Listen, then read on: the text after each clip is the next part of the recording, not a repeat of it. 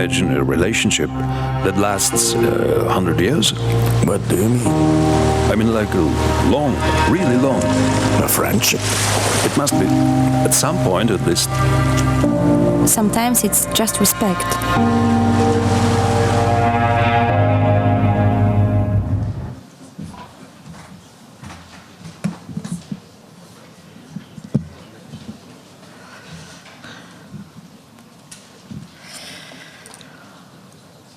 Okay, let's start.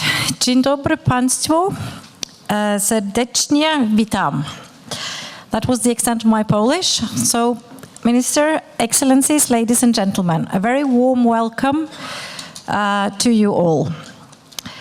We are here today to celebrate 100 years of diplomatic relations between Norway and Poland. At the same time, we also mark that it's 15 years since the EEA Norway grants were started and 20 years since Norway and Poland became allies in NATO. So we have a lot to celebrate. 100 years is a long time and a lot has happened, and we hope to give you some highlights here today. Our event consists of two parts. A seminar lasting for about 1 hour, followed by a buffet reception. To start us off on our journey, we will see a short movie about our relationship titled 100 Years by the Sea. This will be followed by the keynote speech given by Ambassador Myklebust, elaborating further on the relationship between our countries. We will then see a short video interview with Paulina Landry. She has done research on Sam Eide, the Norwegian engineer and industrialist who became the first Norwegian ambassador to Poland in 1919. Paulina has also written a leaflet about Sam Eide, which you will receive at the end of our event. Last, but definitely not least, we will hear a panel discussing various aspects of our relationship, and our panelists include representatives from business, research, and culture. After this, if I may say so, buffet for the mind, we will offer a buffet for the stomach. After all, an important part of any relationship is socializing over good food. And we are offering both Norwegian and Polish specialities, from kransekake to pierogis. Again, welcome to you all, and let's watch the movie. In Poland, we have a saying: you find your true friends while in peril. How many perils can happen in 100 years?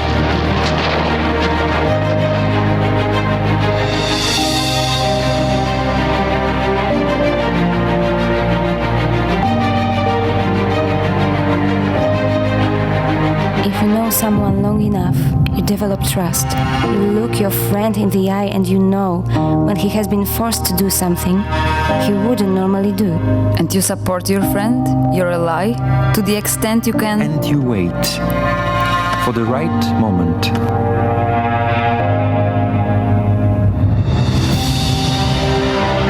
And when the moment is right, you act. You show how strong your support is, how much you are willing to help.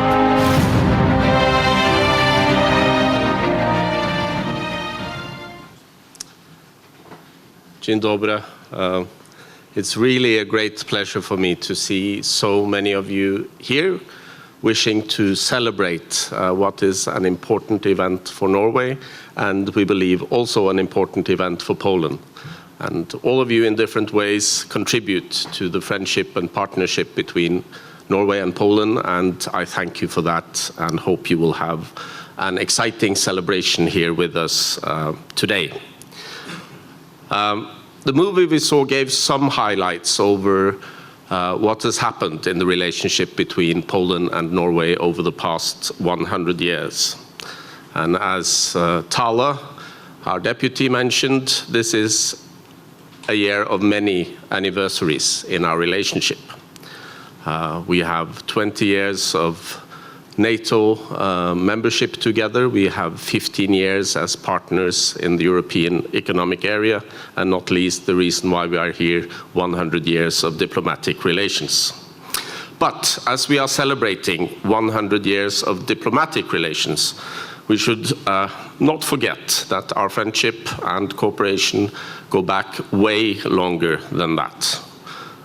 In fact, it is more than 1,000 years ago that Polish Princess Geira, daughter of King Boleslav the Brave, the first Polish king, married King Olav Tryggvason of Norway. And a stronger expression of our long-lasting friendship is difficult to find.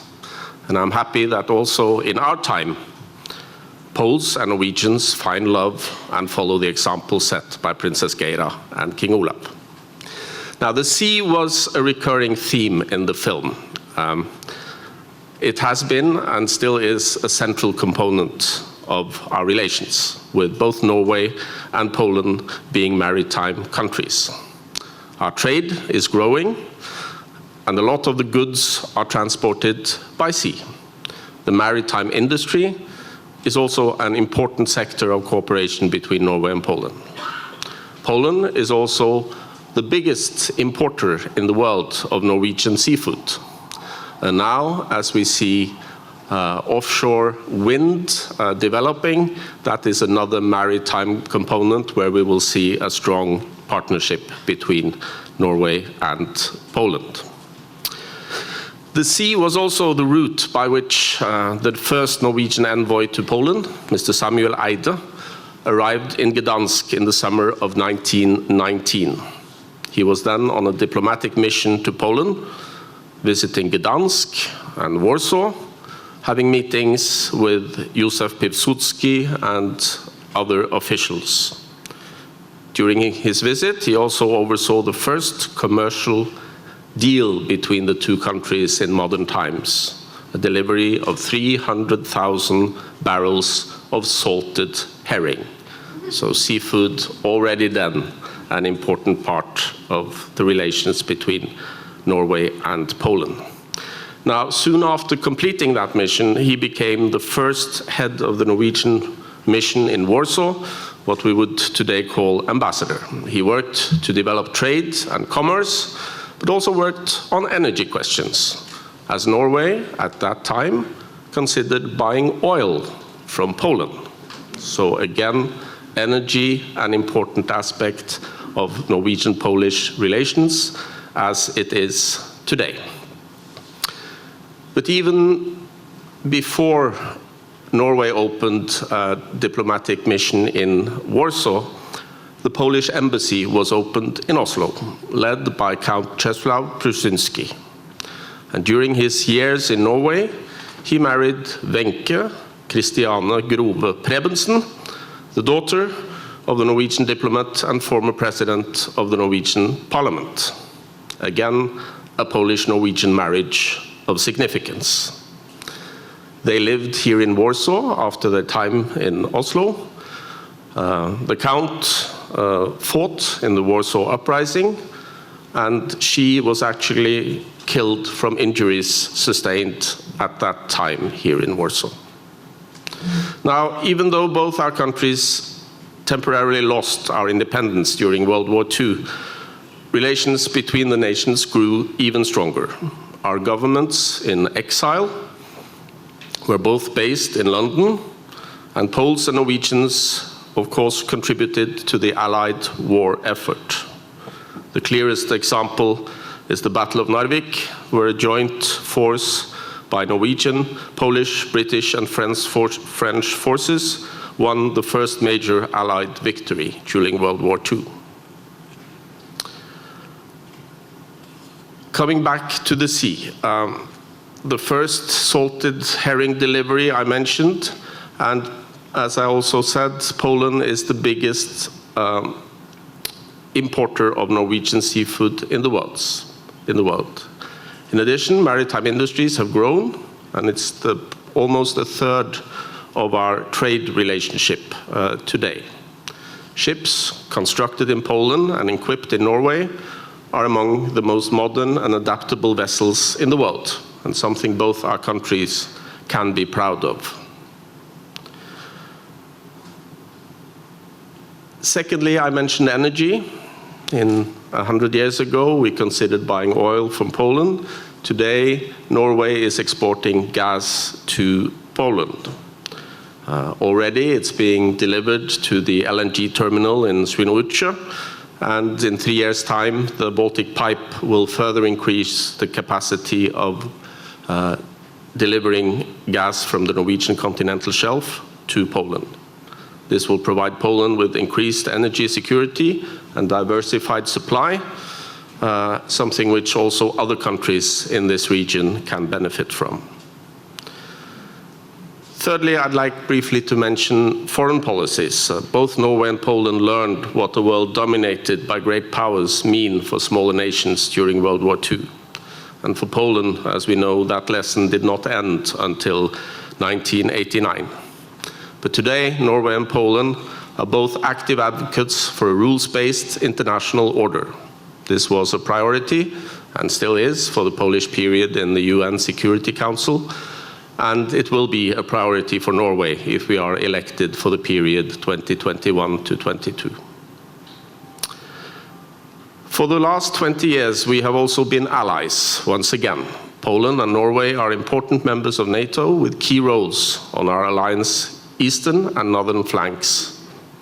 Our military cooperation is growing, and we share many of the same challenges and views on our alliance's future. However, our political cooperation has also spanned into new areas. This is especially true after Poland's accession to the EU 15 years ago. Norway is not an EU member, but we are a member of the European family and share its fundamental values. We are also participants in the internal market with its common rules, something which we benefit greatly from. One of the most visible results of our cooperation with the EU is the European Economic Area grants, Norway's contribution to stability and cohesion in Europe. And this year, as was also mentioned, we are celebrating also 15 years of presence in Poland for the grants. They are divided into a number of programs such as environment, energy, health, research, civil society, the justice sector, and culture. And large projects involving different partners are implemented under each of these programs. So far, almost 3,000 projects have been implemented during the 2 first editions of the grants. And now we are about to start implementation of the 3rd edition.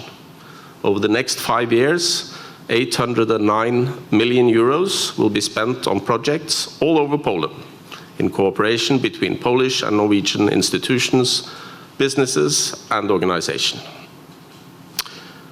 The grants are also a fantastic instrument for bringing Poland and Norway closer together. They create partnerships between Polish and Norwegian entities and friendships between the people involved. And contact and friendship between Poles and Norwegians continue to grow. Poles are by far the largest group of immigrants in Norway, numbering around 100,000. More than 1,500 Norwegians study in cities across Poland. And during the high season, thousands of Norwegian tourists are in Poland every day. These contacts have also led to increasing interest for each other's countries and cultures. I have met a large number of young Polish students learning Norwegian. That always warms my heart, and their skills impress me. And we also see increasing interest for Norwegian culture in Poland and vice versa. So, the Polish-Norwegian relationship is stronger and more diverse than ever. Some of the things that were important 100 years ago are still important today, but we continue to add new depth and breadth to our relationship every day. Thank you for contributing to this, and again, thank you for coming and celebrating with us. I should also like to thank all those involved in making tonight's event happen. My colleagues at the embassy. It's very easy to be an ambassador when you have colleagues like that, because then I can only give a speech and then everything is fixed. So thank you all of you for making this happen, and also to our guests who have provided input and will provide input through the panel, through the movie we've seen, and so on. So, thank you, all of you. We will now see a short film about the first Norwegian ambassador to Poland, Mr. Sam Eide, who founded Norsk Hydro.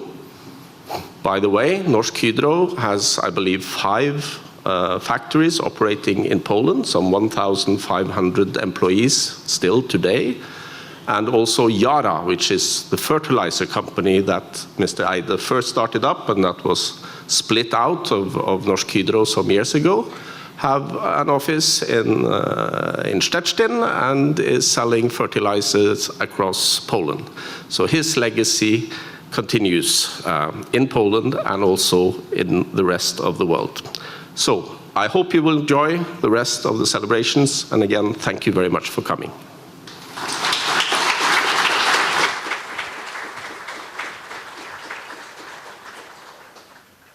So, Polina Landry, hello.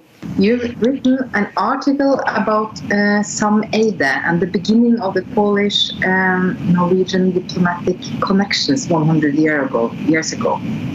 And Norway was one of the first countries to recognize Polish independence. Can you draw us a picture of what this time was like for our two countries?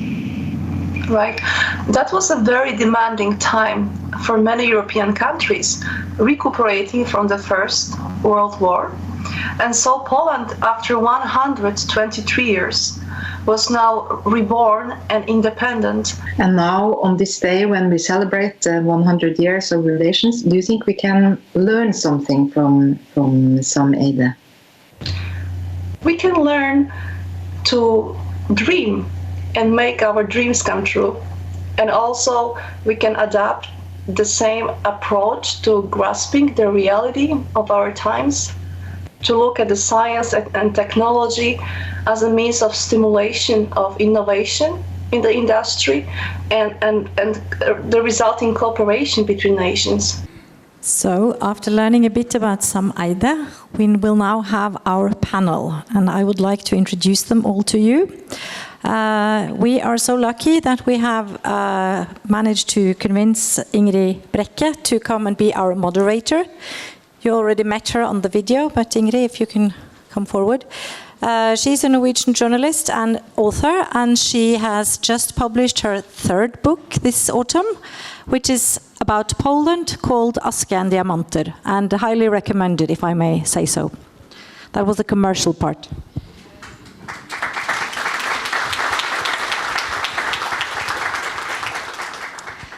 As I said in my introduction, our panelists are from science, business and culture.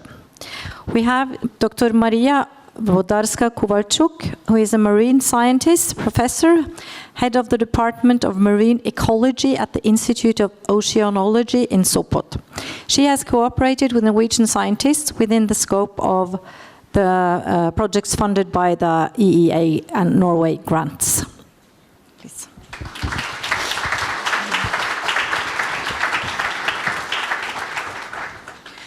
Then we have Mr. Rune Askevold. He is the managing and creative director of Puro Hotels, and as such, a Norwegian businessman in Poland who has lived here for several years. Welcome.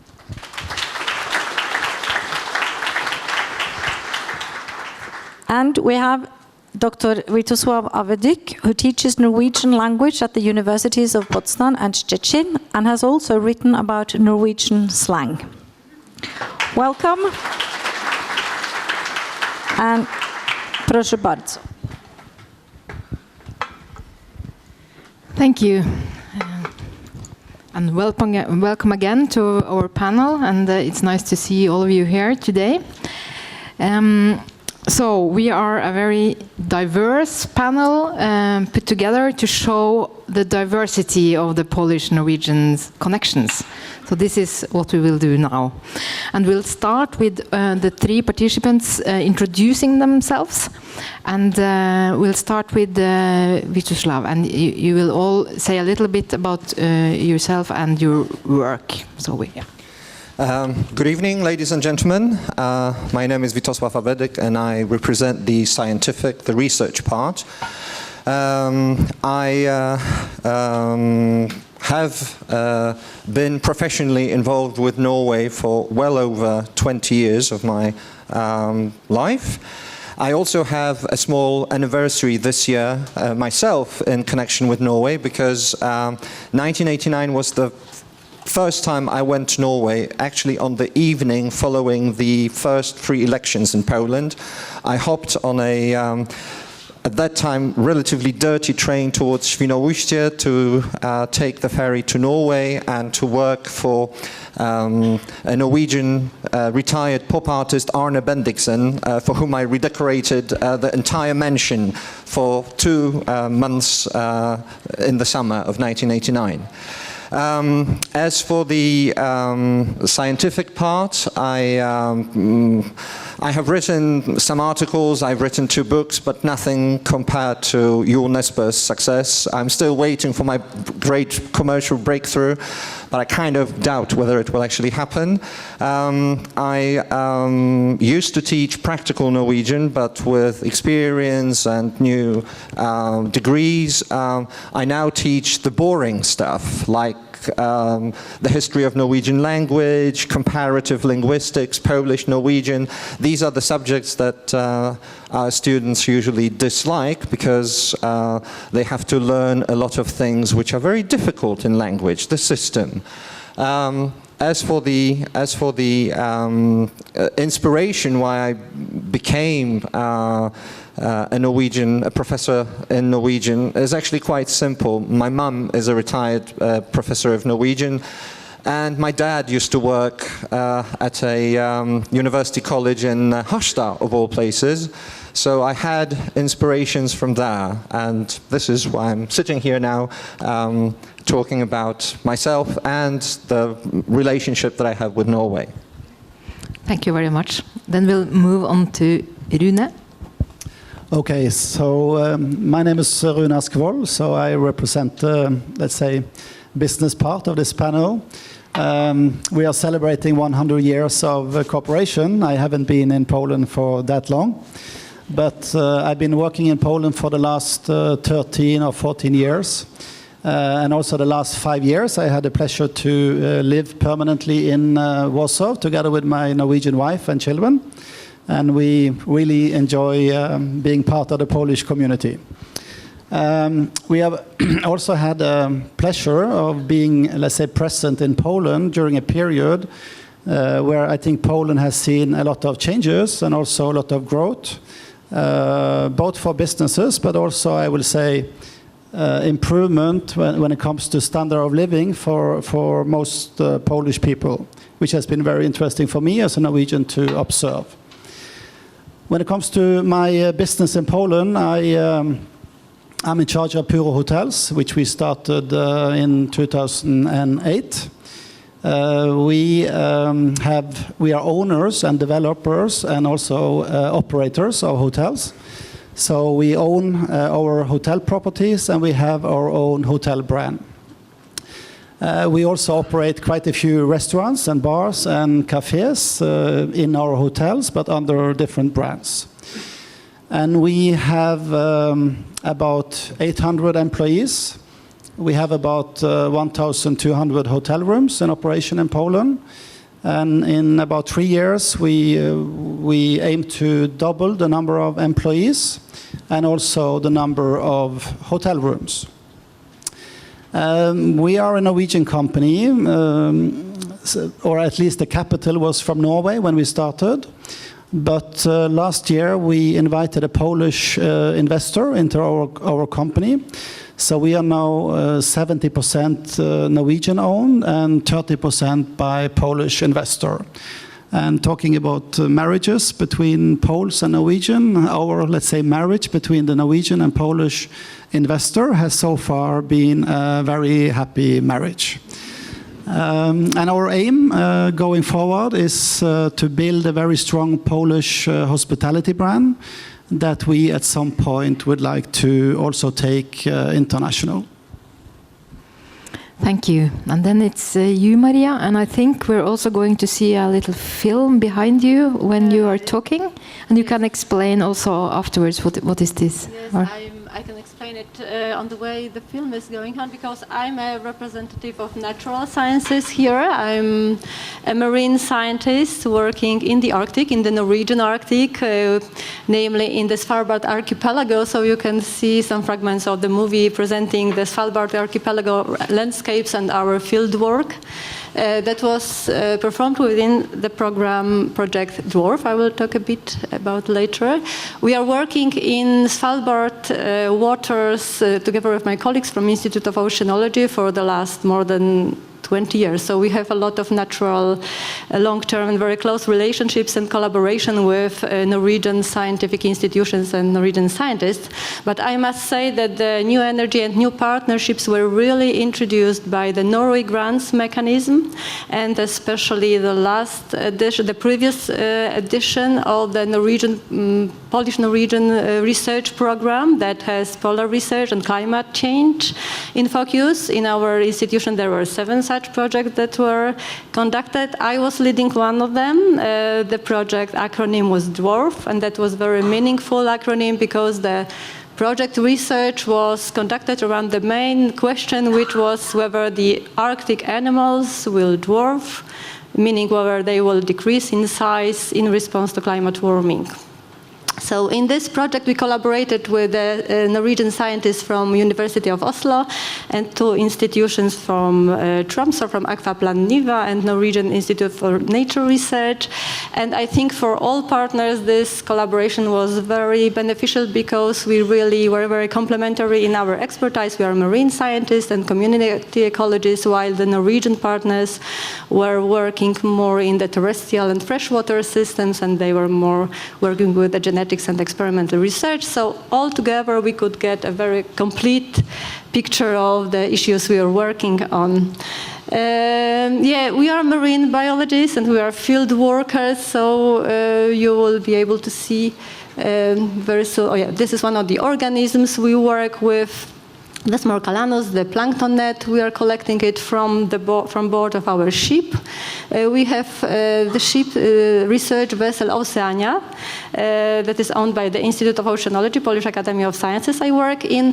It actually sails to Svalbard waters each summer and operates in the Greenland Sea and in Svalbard waters for several weeks each summer for the last more than 20 years. And we often have Norwegian scientists working from board of our ship. Also, we work from the Norwegian research ships like Helmer Hansen or from the Norwegian research station in Nalesund. We are also diverse, scientific diverse, and we also enjoy a lot when we can work hand in hand with the Norwegian scientific diverse, especially in the most difficult conditions like during the polar night or doing the under ice dives. Yes, so this is, yeah, these are a few of the animals that we work with. They are a few millimeters large benthic marine animals. Yeah, so that's all. Thank you very much.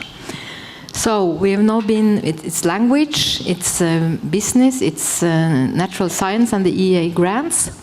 And often we think about diplomatic connections as being like state-to-state connections, but there are also a lot of local cooperation going on. And I thought maybe you told me that some local projects in your area are actually multiplying now and growing. Yes, the municipality of Szczecin has recently been very, very active as regards cooperation projects with the Scandinavian countries. We have been organizing for the last, I think, 5 years Scandinavian Days in May, and I read on the embassy's Facebook profile that Mr. Ambassador has agreed to be the strategic partner in the next year events. It's a big thing for the whole community. There is a Scandinavian-Polish Friendship Association in Szczecin who cooperates with scientific centers in Greifswald, which is only a 2-hour drive away. and also with Sweden, because one of the most active members is a Swedish native who married an Italian professor of law, and they have lived in Szczecin for, I think, over 40 years, and work at the university, both of them, and actively support this cooperation. I can also speak from my experience as an academic. We have established, both at the University of Poznan and then when I took over the position of head at the Department of Norwegian Studies in Szczecin, we have started off a lot of cooperation projects. We get support from DIKU, which stands for, if I remember correctly, Norwegian Agency for International Cooperation and Quality Enhancement in Higher Education. That's the full term. That's the official title in English. We can get support for Norwegian publications. Anybody who has ever been to Norway and has studied knows that the most expensive part of studying is buying books for the courses that you have to fulfill during your pursuit of a degree in Norway. So we get support from DIKU. We also have now applied for a visiting lecturer who could work at our university for 4 consecutive years, but the decision has not been announced yet, so we'll see how it goes. We have also started local cooperations with universities in Norway, thanks to Erasmus exchange programs, and we've signed bilateral agreements with Bergen, with Kristiansand. We are just about to sign one with Oslo, and with one college in Volda, which I did not know until I went there, that it's one of the most important colleges in the mass media industry. The problem has always been that there has been an imbalance. Poles always wanted to go to Norway to study. We as academics wanted to go to Norway to study, but hardly any Norwegians came for a revisit. But we have seen winds of hope and change, because we are now expecting 3 visitors from Norway this academic year who are going to come and give lectures and teach our students in Szczecin. So I'm very happy for that change as well. That was some good news, I have to say. That's true. Do you have yes, Rune? No, I think it's very good to hear that there is, let's say, students, etc., from Norway coming to Poland, but I maybe just wanted to make a comment when it comes to business. And what I can say is that being, let's say, a businessman from Norway and Poland has been great for us so far. Really enjoyed it, and also there has been a strong, let's say, growth, as I mentioned earlier, especially within those sectors that we are, with the real estate and also hospitality. But still, I'm a little bit surprised that there is quite, I will say, few Norwegian businesses in Poland. I think there is a huge, let's say, potential for more, let's say, Norwegian investors in Poland. Because if you compare, this is of course related to the structure of the business sector in Norway that is still very, I will say, focused on oil, gas, energy, fish. But if you compare to the other Scandinavian countries, Sweden, Denmark, I think there is still a lot of potential for Norwegian investors. And having, let's say, 40 million people living here and also being located in the, I will say, heart of Europe, I hope that there will be more maybe Norwegian businesses in the future that will see and discover this huge potential. I think there is already a hope in Polish society that this huge business potential will be increasing, because I talked to my friend who is leading a Norwegian language school in Gdańsk, and she said that maybe the number of the people who are learning Norwegian are not increasing, but the motivation of their students is changing, because in the past it was mostly people who wanted to emigrate to Norway to earn money there, while nowadays there is more and more people who want to learn Norwegian because they see the potential of using this language here in Poland for their careers. So at least they hope that will increase. Good. And maybe we continue a little bit with you, Maria, because we also want to see what the future looks like. We have been very optimistic here now, and maybe that's for really good reasons. And you can continue with the optimism, I think, because in your field of research, the Norwegian-Polish cooperation is looking to be even more bright and shiny in the future, I think. Can you explain? Well, yes, we have the next stage of the Norway grants launched, as Mr. Ambassador said, and we are just after the call of the new Polish-Norwegian research program projects that has again the polar research among its priorities. The call for the proposals was announced in June and it was closed in September. And my institute has sent a few proposals, but I know it was very popular among the Polish universities and research institutes, and a lot of new initiatives has been launched thanks to this mechanism. And of course, not all the proposals can be funded, but I think even for those who will not be funded, I think the new ideas, the new partnerships that has been built thanks to the inspiration made by these mechanisms will fruit in the future for sure. So yes, I'm quite optimistic. And also maybe a little bit about literature, because in Norway maybe we're seeing something happening also with Polish literature because of the Nobel Prize to Olga Tokarczuk, and this is your field. What does it look like with the Polish-Norwegian literature? When it comes to Poland, we can see that there are more and more Norwegian contemporary writers who are being translated into Polish.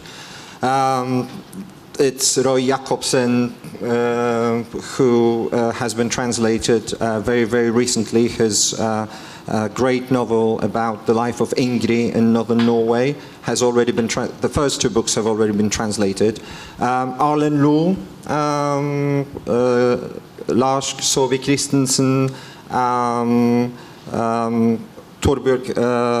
Herbjørg Wassmer also.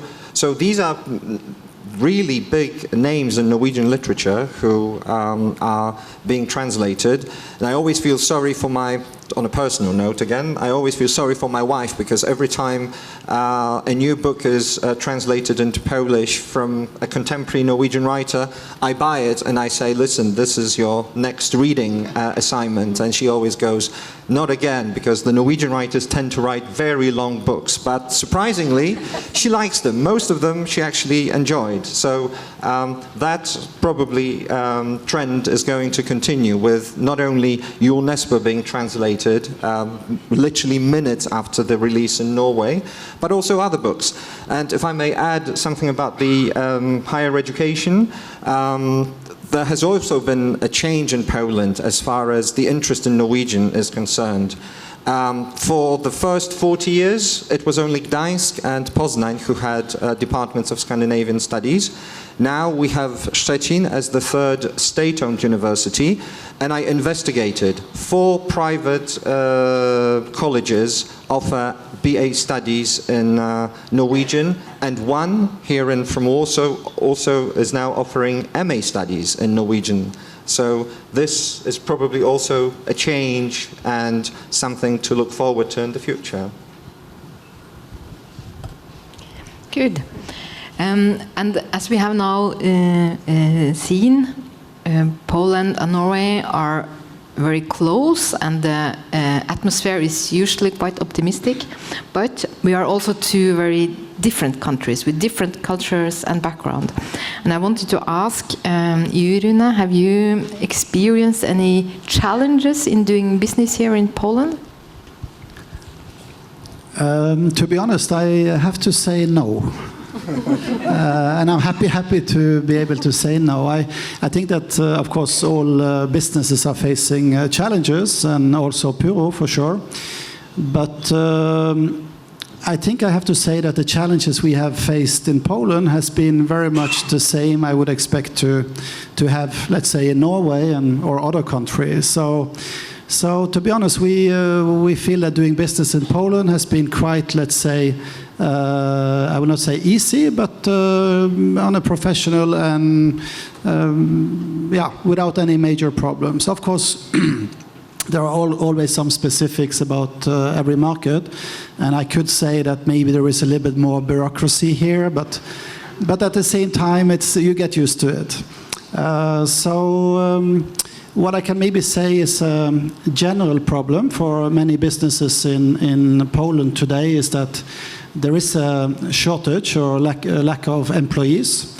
So also for us, having a quite labor-intensive business, we do face some challenges to find people, because during the period when I've been present in Poland, the unemployment rate has been let's say, falling dramatically, and that is of course great for the Polish society, but it also creates some challenges. And in our business, we are, for example, quite dependent on having also Ukrainian workers working in our hotels.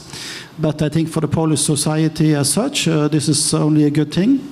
As a businessman, we also face a little bit challenges now with salaries, minimum salaries, which I think is a good thing. Coming from Norway, this is how it should be.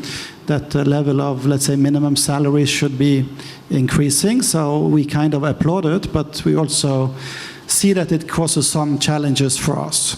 And also there is a little bit pressure on taxes, etc. So maybe a small concern for the future could be that Poland would be a little bit less attractive compared to some neighbor countries. But still, I think doing business in Norway and in Poland, but as a Norwegian, is a great thing, and has been a very good experience for us.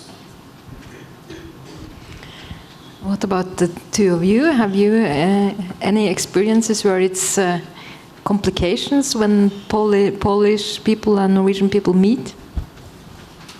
No, I must also say no, but I also work in a very special area. The Svalbard area is a very international place. It, of course, belongs to Norway, but and Norwegians play a leading role, and they are hosts there for other nationalities, but they are very open and supporting our nations, also Polish scientists, to work there, and we work together hand in hand, and I think it's much better than in other countries, I would say. I can say also that I've noticed the change in the way the Polish people are perceived in Norway. We have gone from being perfect craftsmen to being also experts in other fields. When I visit Norwegian universities, I bump into names of doors to offices which sound very Polish. So we are no longer only very gifted craftsmen, but also experts joining other fields in the labor market in Norway, which I think is a very positive trend. Good.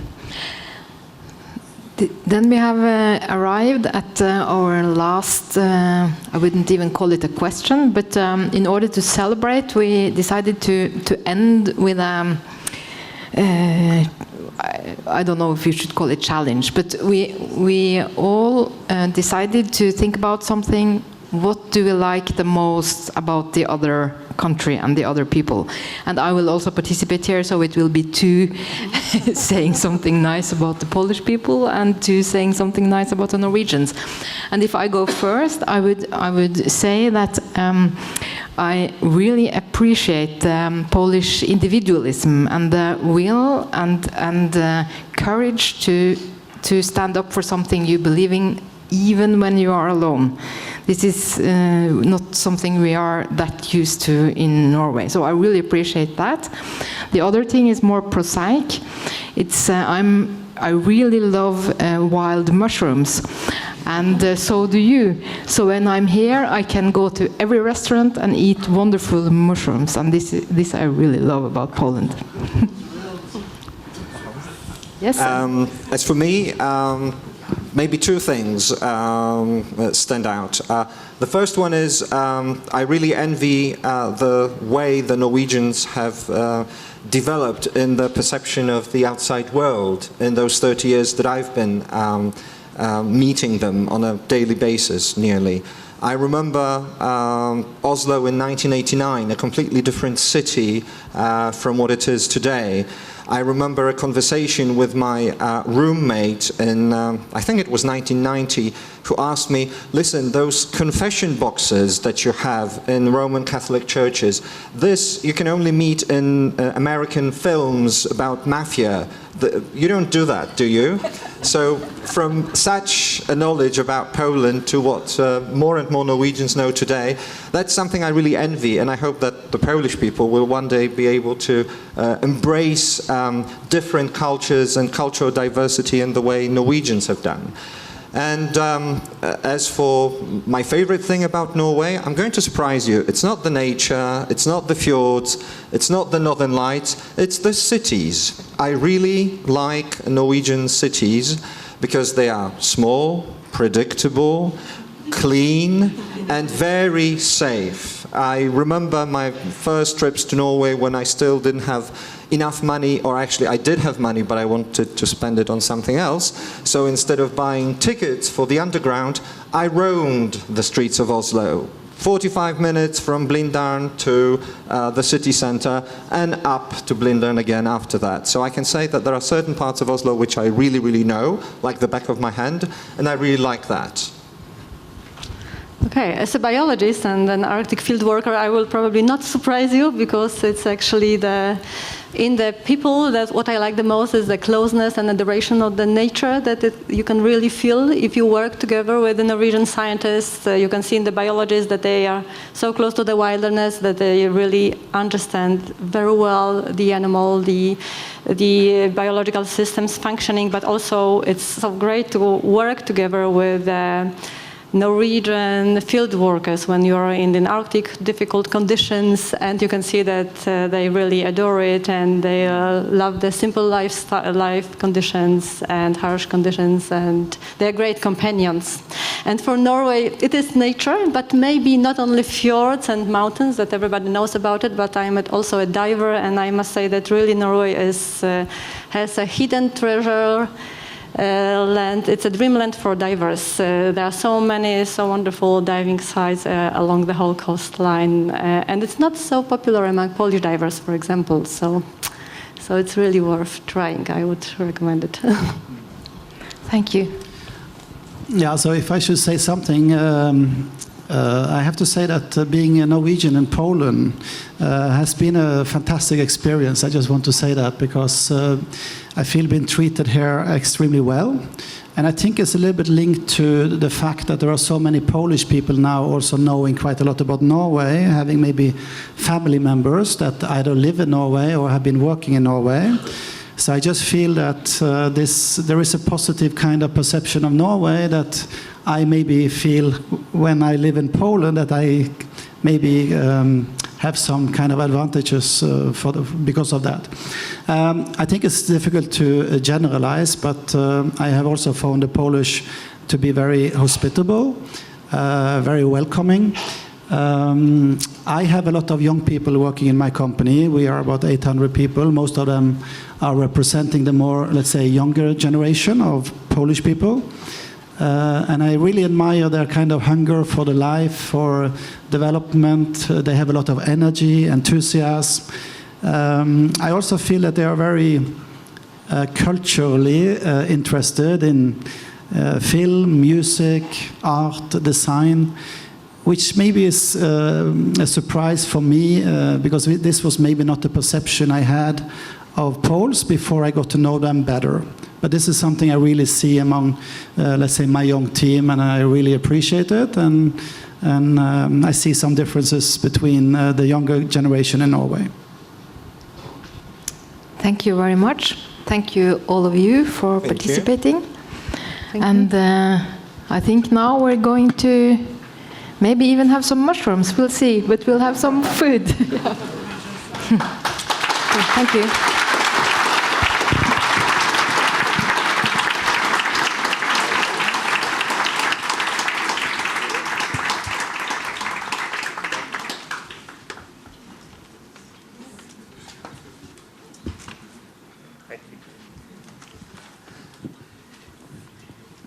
Thank you to Ingrid and our three panelists. Yes, that's quite correct. Finally, there is now time for Norwegian and Polish specialities just over there, same level. Smacznego, vær så god, vel bekomme.